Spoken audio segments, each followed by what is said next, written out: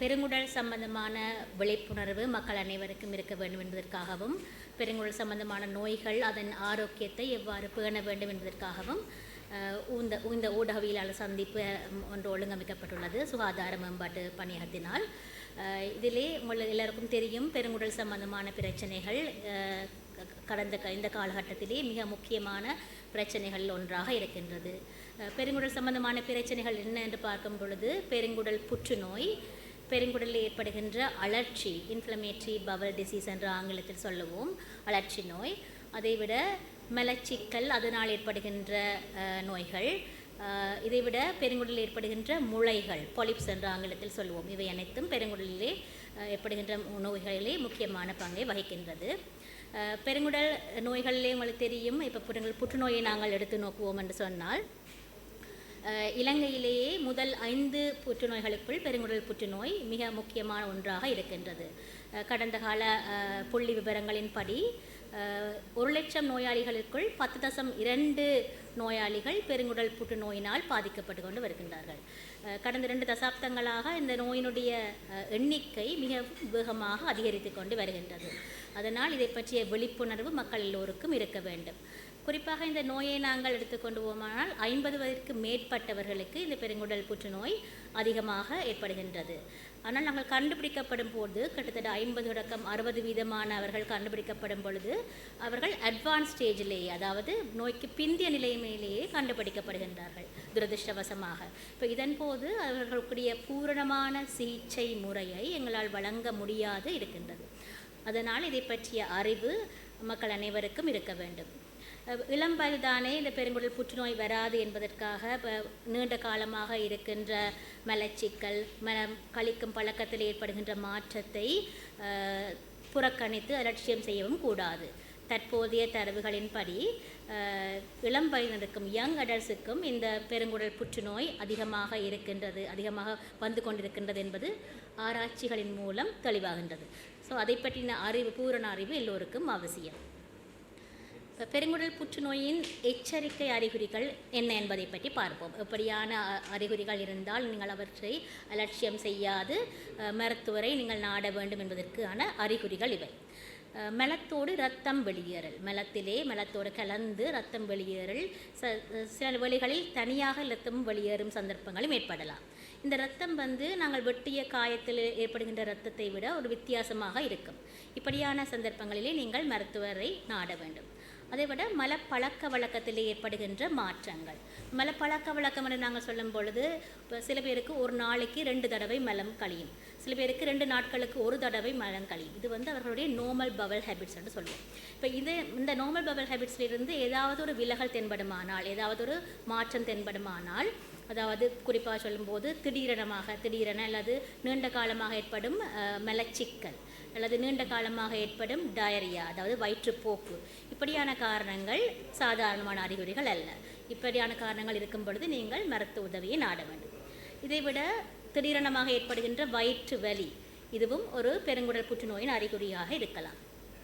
அதைவிட பசியின்மை, மற்றது ஒரு காரணம் இல்லாமல் ஏற்படுகின்ற இடைக்குறைவு, மற்றது இரத்தச்சோகை, மற்றது சோர்வு, இப்படியான காரணங்கள் பெருங்குடல் புற்றுநோயின் அறிகுறிகளாக இருக்கலாம். இப்போ இவை பெருங்குடல் புற்றுநோய் தான் என்று நான் சொல்ல வரவில்லை, இவை அறிகுறிகளாக இருக்கலாம். ஸோ இப்படியான காரணங்கள் உங்களுக்கு அறிகுறிகள் தென்படும் பொழுது அவற்றுக்கான தகுந்த ஆலோசனையை நீங்கள் பெறுவது அத்தியாவசியமாகின்றது. இப்போ இந்த காரணிகள் அறிகுறிகள் வந்தால்தான் மருத்துவரை நாட வேண்டும் என்ற அவசியம் இல்லை. சில பேருக்கு சில ரிஸ்க் ஃபேக்டர்ஸ் இருக்கும். சில பேர் இப்படியான பெருங்குடல் புற்றுநோய்களுக்கு அபாயமுள்ளவர்களாக இருக்கின்றார்கள். அப்படியானவர்கள் யார் என்று பார்த்தால், இந்த பரம்பரையிலேயே, அதாவது இரத்த உறவிலேயே பெருங்குடல் புற்றுநோய் இருப்பவர்களுக்கு சாதாரணமானவர்களை விட 2.3 மடங்கு அதிகமாக இந்த பெருங்குடல் புற்றுநோய் வருவதற்கான வாய்ப்புகள் இருக்கிறது. ஸோ இப்படியானவர்கள் அறிகுறிகளுக்காக காத்து கொண்டு நிற்காமல் தகுந்த மருத்துவ ஆலோசனையை நீங்கள் நாட வேண்டும். அதைவிட இந்த பெருங்குடலில் அழற்சி ஏற்படுகின்ற இன்ஃப்ளமேட்டரி பவல் டிசீஸ் என்று சொல்லுவோம், அதாவது குரோன்ஸ் டிசீஸாக இருக்கலாம், அல்சரேட்டிவ் கொலைட்டிஸாக இருக்கலாம். இப்படியான பெருங்குடல் அழற்சி ஏற்படுகின்ற நோய்களை உள்ளவர்கள், இவர்களுக்கும் சாதாரணமான மக்களை விட அபாயம் அதிகமாக உள்ளவர்களாக இருக்கின்றார்கள். இப்படியானவர்களும் தகுந்த ஆலோசனையை எடுத்துக்கொள்ள வேண்டும். அதைவிட வேறு புற்றுநோய்களுக்காக கதிர்வீச்சு சிகிச்சைகளை பெற்றவர்கள் இவர்களும் அபாயகரமான ரிஸ்க் ஃபேக்டர்ஸ் கேட்டகரிகள் அடங்குவார்கள்.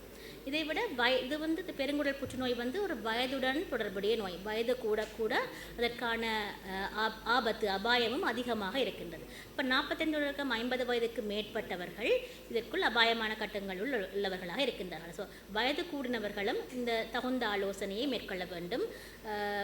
இந்த தகுந்த ஆலோசனை என்பது மருத்துவர்களை நாடி அதற்கான முன்னாய்வு பரீட்சைகளை பரிசோதனைகளை மேற்கொள்வதன் மூலம் இந்த நோய்களை நாங்கள் ஆரம்பத்திலேயே கண்டுபிடிக்கக்கூடியதாக இருக்கும்.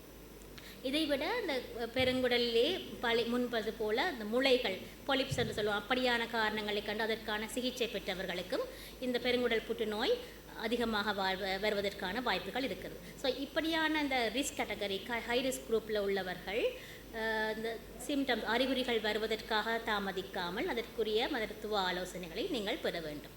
இந்த பெருங்குடல் புற்றுநோய் எவ்வாறு ஏற்படுகின்றது என்பதை பற்றி பார்ப்போம். இப்போ இந்த காலகட்டத்திலே இந்த புற்றுநோய் வளர்ச்சியடைந்து அதிகமாக எண்ணிக்கை கூடுவதற்கான மிக முக்கியமான காரணம் எமது வாழ்க்கை முறை, லைஃப் ஸ்டைலும் நம்மளுடைய உணவு பழக்க வழக்கங்களும். தற்போது காலகட்டத்திலே ஆரோக்கியம் இல்லாத உணவு பழக்க வழக்கங்கள் தான் மிக முக்கியமாக இந்த புற்றுநோய்கள் ஏற்படுவதற்கான காரணமாக இருக்கிறது.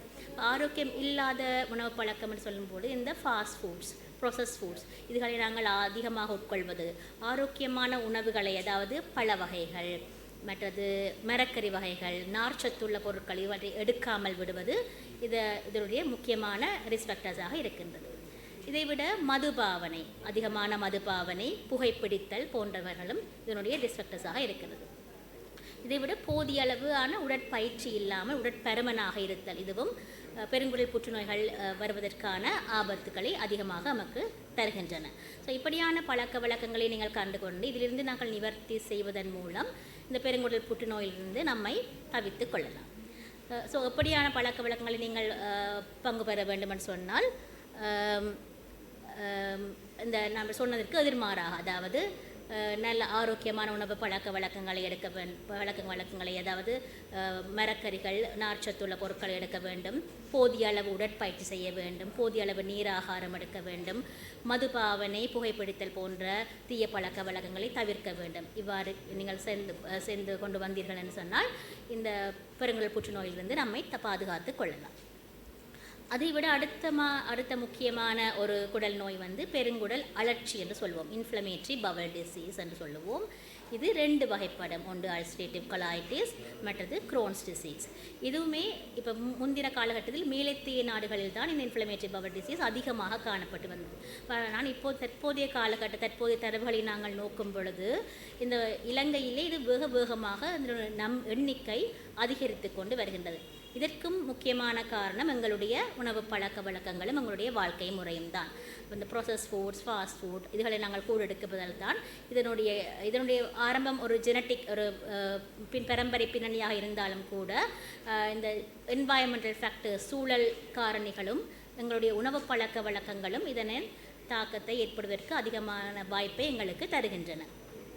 ஸோ இதுக்கு எப்படியான அறிகுறிகள் இருக்கும் என்று சொன்னால் கிட்டத்தட்ட முன்பு போன்றது போல தான் உணவு, அதாவது மலப்பழக்க வழக்கத்திலே ஏற்படுகின்ற மாற்றங்கள், ஆல்டர்ட் பவல் ஹேபிட்ஸ் என்று சொல்லுவோம். உங்களுடைய நோமலான மலப்பழக்க வழக்கத்திலே ஏற்படுகின்ற மாற்றங்கள் இது மூலமாக அதிகமான வயிற்றுப்போக்காக இருக்கும், மலத்துடன் சீதம் கலந்து வெளியேறுவதாக இருக்கலாம், வயிற்று வலி போன்ற காரணங்கள் இருக்கலாம், மற்றது மலம் போய்விட்டு வந்த பிறகு திருப்பி போகும் வேண்டும் போன்ற அப்படியான உணர்வுகள் ஏற்படலாம். இப்படி மேலதிக செய்திகளுக்காக எமது யூடியூப் தளத்தை சப்ஸ்கிரைப் செய்யுங்கள்.